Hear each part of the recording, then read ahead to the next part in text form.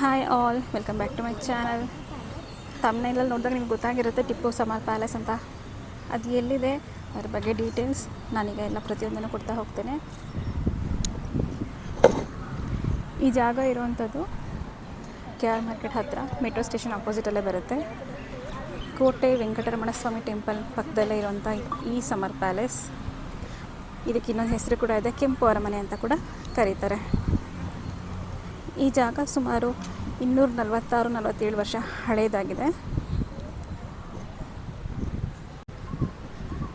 ಈ ಬೇಸಿಗೆ ಅರಮನೆಯನ್ನು ಇಂಡೋ ಇಸ್ಲಾಮಿಕ್ ವಾಸ್ತುಶಿಲ್ಪವನ್ನು ಹೊಂದಿದೆ. ಇದು 1778ರಲ್ಲಿ ಟಿಪ್ಪು ಸುಲ್ತಾನ್ ಅವರ ತಂದೆ ನವಾಬ್ ಹೈದರ್ ಅಲಿ ಖಾನ್ ಅವರು ಸ್ಟಾರ್ಟ್ ಮಾಡ್ತಾರೆ. ಅವರ ಮರಣದ ನಂತರ 1791ರಲ್ಲಿ ಟಿಪ್ಪು ಸುಲ್ತಾನ್ ಅವರು ಇದನ್ನು ಫಿನಿಷ್ ಮಾಡ್ತಾರೆ.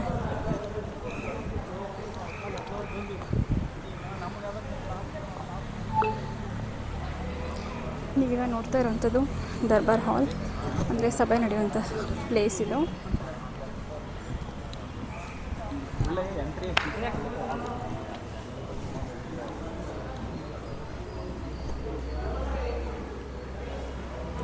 ನೀವೆಲ್ಲ ನೋಡ್ತಾ ಇರ್ತೀರಾ ಎಷ್ಟು ಒಳ್ಳೆ ಜಾಗ ಅಂತ ಹೇಳಿ.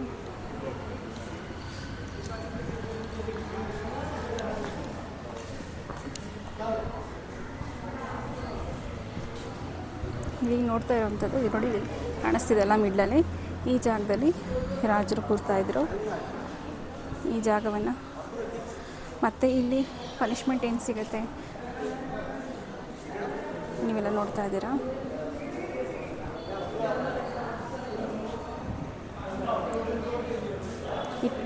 ಈ ಜಾಗವನ್ನು ಕೋರ್ಟ್ ಥರ ಯೂಸ್ ಮಾಡ್ಕೋತಾಯಿದ್ರು. ಇಲ್ಲಿ ಶಿಕ್ಷೆ ಯಾರ್ಯಾರಿಗಾಗುತ್ತೆ ಅವ್ರುಗಳನ್ನೆಲ್ಲ, ಪಕ್ಕದಲ್ಲೇ ಬ್ಯಾಂಗ್ಳೂರ್ ಫೋರ್ಟ್ ಇದೆ, ಆ ಜಾಗನ ಜೈಲ್ ಥರ ಯೂಸ್ ಮಾಡ್ಕೋತಾಯಿದ್ರು.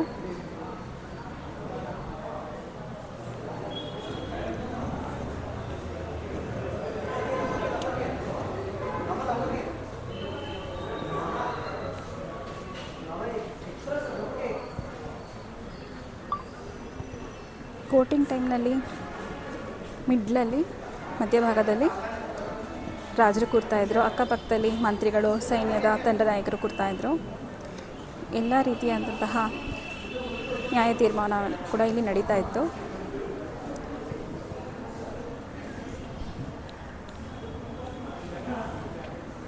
ಈ ಪ್ಯಾಲೇಸ್ನ ಒಂದು 70% ಮರದಿಂದಲೇ ನಿರ್ಮಾಣ ಮಾಡಿರ್ತದೆ. ಇಲ್ಲೊಟ್ಟು 160 ಕಂಬಗಳಿದೆ. ನೀವು ಇಲ್ಲೇನು ನೋಡ್ತಾ ಇದ್ದೀರಾ ಕಂಬಗಳು, 160 ಕಂಬಗಳಿದೆ ಇದರಲ್ಲಿ. ಇವನ್ನು ತೇಗದ ಮರದಿಂದ ಮಾಡಿರ್ತಾರೆ. 160 ತೇಗದ ಮರಗಳನ್ನು ಇದಕ್ಕೆ ಯೂಸ್ ಮಾಡಿದ್ದಾರೆ. ಇದನ್ನು ಕಟ್ಟೋದಕ್ಕೂ ಮುಂಚೆ 1 ವರ್ಷಗಳ ತನಕ ಕಾವೇರಿ ನದಿಯಲ್ಲಿ ಇಟ್ಟಿದ್ದರು ಮರಗಳನ್ನೆಲ್ಲವನ್ನು. ಅದರ ನಂತರ ನಿರ್ಮಾಣ ಮಾಡಿದ್ದಾರೆ.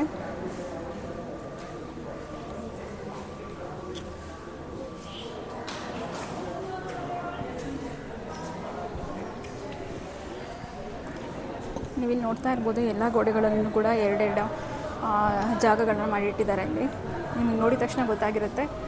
ಈ ಜಾಗ ಬಂದು ದೀಪಗಳನ್ನ ಇಡ್ತಿದ್ದಂತಹ ಜಾಗ ಇದು. ಅದ್ರ ಮೇಲ್ಗಡೆ ಏನು ಪೋರ್ಷನ್ ಕಾಣ್ತಾ ಇದೆ, ಅಲ್ಲಿ ಅವರು ಆ ದೀಪಕ್ಕೆ ಬೇಕಾಗಿರುವಂತಹ ಬತ್ತಿಗಳಾಗಿರ್ಬೋದು, ಎಣ್ಣೆ ಆಗಿರ್ಬೋದು, ಆ ಜಾಗದಲ್ಲಿ ಇಡ್ತಾಯಿದ್ರು.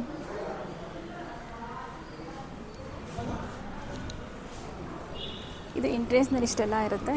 ಇನ್ನು ಇದರೊಳಗಡೆ ಮ್ಯೂಸಿಯಂ ಇದೆ. ಇದರೊಳಗೆ ಕ್ಯಾಮ್ರಾ ಅಲೋ ಇರೋದಿಲ್ಲ. ಸೊ ಹಾಗಾಗಿ ನೀವು ಬಂದಾಗ ಡೈರೆಕ್ಟಾಗಿ ನೋಡ್ಬೋದು.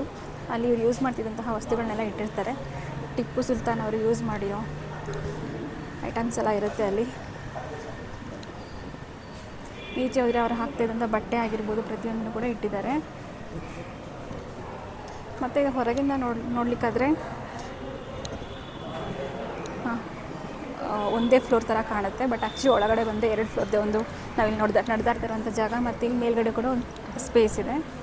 ಅಂದರೆ ರಾಜರು ದರ್ಬಾರ್ ಮಾಡ್ತಿದ್ದಂತಹ ಜಾಗ, ನ್ಯಾಯ ತೀರ್ಮಾನವನ್ನು ಮಾಡ್ತಾಯಿದ್ದಂತಹ ಜಾಗ ಅದು. ಏನೋ ಹೇಳಬೇಕಂದ್ರೆ ಕೋರ್ಟ್ ಥರ ಯೂಸ್ ಮಾಡ್ತಾಯಿದ್ರು. ಅವ್ರ ಮೇಲ್ಗಡೆ ಅವರೆಲ್ಲ ನಿಂತಿದ್ರೆ ಅವ್ರು ಕೂತ್ಕೊಂಡಿರ್ತಿದ್ರು ರಾಜರು. ಇಲ್ಲಿ ಕೆಳಗಡೆ ಜನಗಳೆಲ್ಲ ಇರ್ತಾಯಿದ್ರು. ಟಾಪ್ ವ್ಯೂ ಇದು.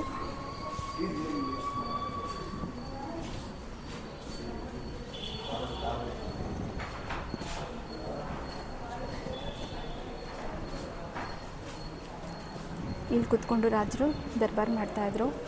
ಕಂಬಗಳನ್ನ ನೋಡ್ತಾ ಇರ್ಬೋದು ಎಷ್ಟು ಚೆನ್ನಾಗಿದೆ ಅಂತ ಹೇಳಿ.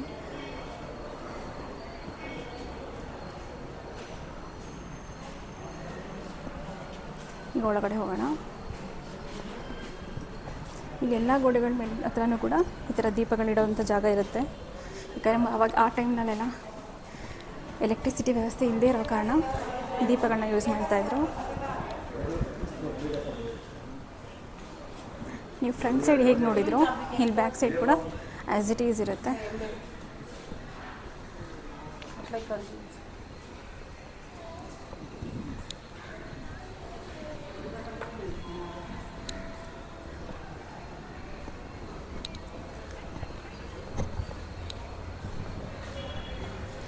ಇಲ್ಲಿ ಹಿಂದೆ ಬಂದ್ವಿ ಅಂತ ಹೇಳಿದರೆ ಅವಾಗೆಲ್ಲ ಪ್ರಾಣಿಗಳನ್ನ ಸಾಕ್ತಾ ಇದ್ರಲ್ವ, ಕುದುರೆ ಆಗಿರ್ಬೋದು, ಹಸುಕರು, ಪ್ರತಿಯೊಂದನ್ನು ಕೂಡ ಈ ಜಾಗದಲ್ಲಿ ಕಟ್ ಹಾಕ್ತಾಯಿದ್ರು.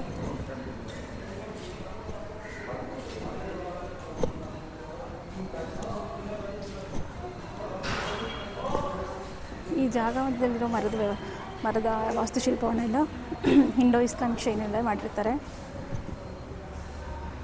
ಅದರಲ್ಲಿರುವಂಥ ಕೆತ್ತನೆಗಳನ್ನ ನೀವು ನೋಡ್ತಾ ಇರ್ಬೋದು. ಎಷ್ಟು ನೀಟಾಗಿ ಬಂದಿದೆ ಕೆತ್ತನೆ ಆಗಿರ್ಬೋದು. ಆ ಕಾಲದಲ್ಲಿ ಇಷ್ಟೆಲ್ಲ ಮಾಡಿದ್ದಾರೆ ಅಂತ ಹೇಳಿದ್ರೆ ತುಂಬಾ ಗ್ರೇಟ್ ಅಂತ ಅನಿಸುತ್ತೆ ಅಲ್ವಾ.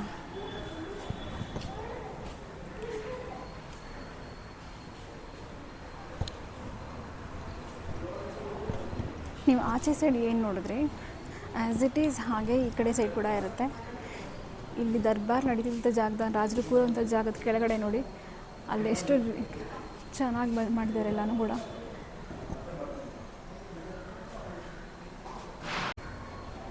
ನೀವು ಇಲ್ಲಿ ನೋಡ್ತಾ ಇರ್ಬೋದು, ಇಲ್ಲಿ ಪ್ರತಿಯೊಂದು ಜಾಗದಲ್ಲೂ ಕೂಡ ಮರದ ಕೆತ್ತನೆನ ಎಷ್ಟು ನೀಟಾಗಿ ಕ್ಲಿಯರಾಗಿ ಮಾಡಿದ್ದಾರೆ ಅಂತ ಹೇಳಿ.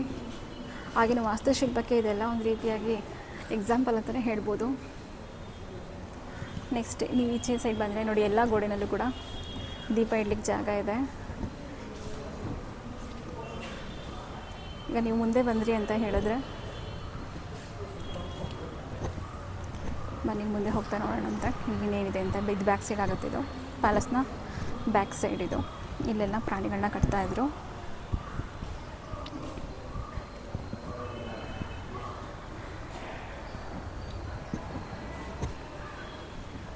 ಪ್ರಾಣಿಗಳನ್ನ ಕಟ್ತಾ ಇದ್ದಕ್ಕೆ ಇನ್ನೊಂದು ಬೆಸ್ಟ್ ಎಕ್ಸಾಂಪಲ್ ಅಂತ ಹೇಳಿದ್ರೆ ಇಲ್ಲಿ ನೋಡಿರ್ಬೋದು, ಇಲ್ಲಿ ಹಗ್ಗ ಹಾಕಲಿಕ್ಕೆ ಕೊಂಡಿಗಳನ್ನ ಮಾಡಿದ್ದಾರೆ. ಮತ್ತು ಇಲ್ಲೇನು ಇದು ತೊಟ್ಟಿ ಥರ ಕಾಣಿಸ್ತಾ ಇದೆ. ಇಲ್ಲಿ ನೀರನ್ನು ಹಾಕಿರ್ತಿದ್ರು ಪ್ರಾಣಿಗಳೆಲ್ಲ ಬಂದು ಕುಟ್ಕೊಂಡು ಹೋಗಲಿಕ್ಕೆ.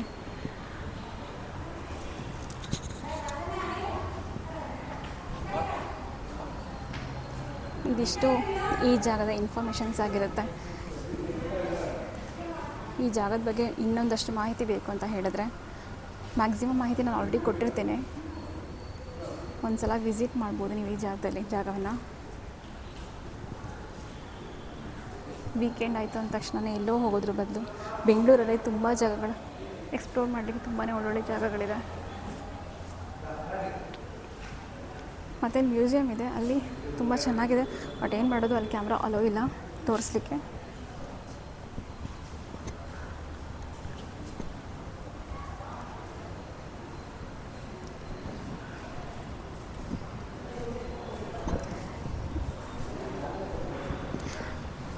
ಇಲ್ಲಿ ಏನು ಶಿಕ್ಷೆ ಆಗ್ತಾಯಿತ್ತು ಅವ್ರನ್ನೆಲ್ಲ ಬ್ಯಾಂಗ್ಳೂರ್ ಫೋರ್ಟ್ ಅಂತ ಏನಿದೆ ಅದನ್ನು ಜೈಲ್ ಥರ ಯೂಸ್ ಮಾಡ್ಕೋತಾ ಇದ್ರು ಇವರು. ಆ ಜೈಲಿಗೆ ಕಳಿಸ್ತಾಯಿದ್ರು.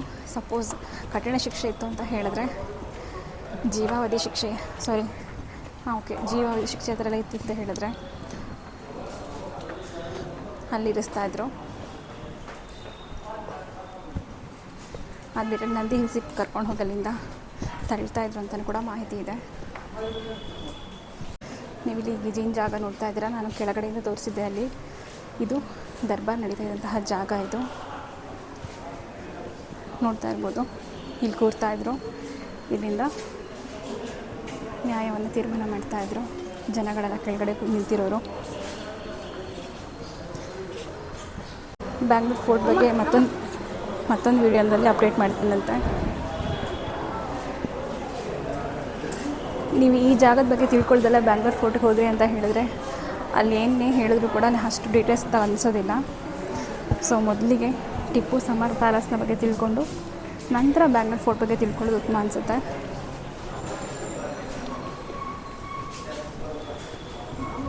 ನೀವಿಲ್ಲಿ ನೋಡ್ತಾ ಇರ್ಬೋದು, ಸಂಡೇ ಆಗಿರೋದ್ರಿಂದ ಎಲ್ಲ ಕೂಡ ಬರ್ತಾ ಇದ್ದಾರೆ. ಕ್ರೌಡ್ ಜಾಸ್ತಿ ಇರುತ್ತೆ. ವೀಕ್ ಡೇಸ್ ಇಷ್ಟೊಂದು ಕ್ರೌಡೆಲ್ಲ ಇರೋದಿಲ್ಲ. ಎವ್ರಿ ವೀಕೆಂಡ್ ಕೂಡ ಕ್ರೌಡ್ ಇರುತ್ತೆ.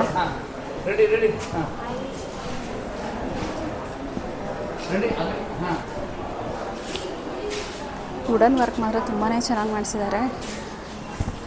ಆಗಿನ ಕಾಲದಲ್ಲಿ ಇಷ್ಟೆಲ್ಲ ಮಾಡಿದ್ದಾರೆ ಅಂದರೆ ತುಂಬಾ ಗ್ರೇಟ್ ಅಲ್ವಾ. ಮನೇಲಿ ಮಕ್ಕಳಿದ್ರು ಅಂತ ಹೇಳಿದ್ರೆ ಆಗಿನ ಕಾಲದ ಇತಿಹಾಸದ ಬಗ್ಗೆ ಇಲ್ಲಿ ಕರ್ಕೊಂಬಂದು ತೋರಿಸೋದ್ರಿಂದ ಅವ್ರಿಗೂ ಕೂಡ ತುಂಬ ಇದ್ರ ಬಗ್ಗೆ ತಿಳುವಳಿಕೆ ಬರುತ್ತೆ, ನಾಲೆಡ್ಜ್ ಕೂಡ ಇಂಪ್ರೂವ್ ಆಗುತ್ತೆ, ಅವಾಗಿನ ಬಗ್ಗೆ ತಿಳ್ಕೊತಾರೆ.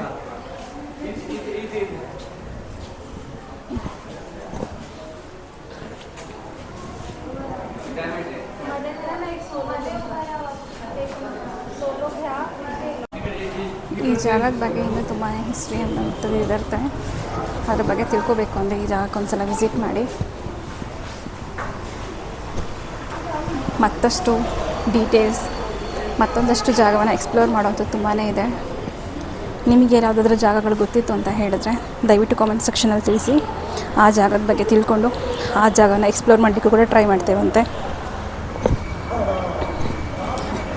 ನಮ್ಮ ವಿಡಿಯೋ ನಿಮಗೆಲ್ಲ ಇಷ್ಟ ಆಗಿದೆ ಅಂತ ಅಂದ್ಕೊತೀನಿ. ಇಷ್ಟ ಆಗಿತ್ತು ಅಂತ ಹೇಳಿದ್ರೆ ಲೈಕ್ ಮಾಡಿ, ಶೇರ್ ಮಾಡಿ, ಸಬ್ಸ್ಕ್ರೈಬ್ ಆಗೋದನ್ನ ಮರಿಬೇಡಿ. ನಿಮ್ಮ ಫ್ರೆಂಡ್ಸ್ಗೂ ಕೂಡ ಸಬ್ಸ್ಕ್ರೈಬ್ ಆಗಲಿಕ್ಕೆ ಹೇಳಿ.